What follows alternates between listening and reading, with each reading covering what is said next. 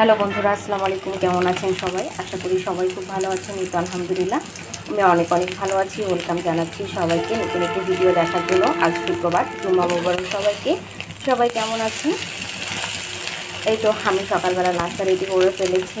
তো সকালবেলা রান্না করেছি গরম গরম খিচুড়ি আর হচ্ছে ডিম ভাজি। তো সকালবেলা আজকে নাস্তায় আমার এটাই রয়েছে। কে কী দিয়ে নাস্তা করলেন অবশ্যই কমেন্টসে জানাবেন। আর সকালবেলা গরম গরম ভাত আর খিচুড়ি তো একটা মজাদার খাবার এবং জম্পেশ খাবার।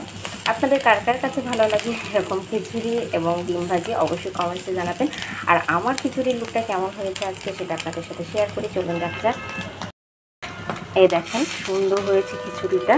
শুধুমাত্র মসুরের ডাল দিয়ে খিচুড়ি করেছি। মসুরের ডাল দিয়ে খিচুড়ি করলে খিচুড়িটা একটু নরম হয়, খেতে অনেক বেশি ভালো লাগে আমার কাছে। আপনাদের কার কার কাছে কেমন লাগে অবশ্যই জানাবেন।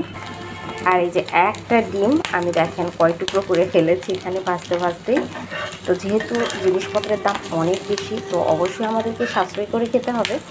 তো আমি এক টুকরো ডিম এখানে 3 জনের খাওয়ার মতো করে ফেলেছি, যাতে 3 জন খেতে পারি সেই রকম। তো সবাই ভালো থাকবেন। ভিডিওটা পর্যন্ত। আল্লাহ হাফেজ।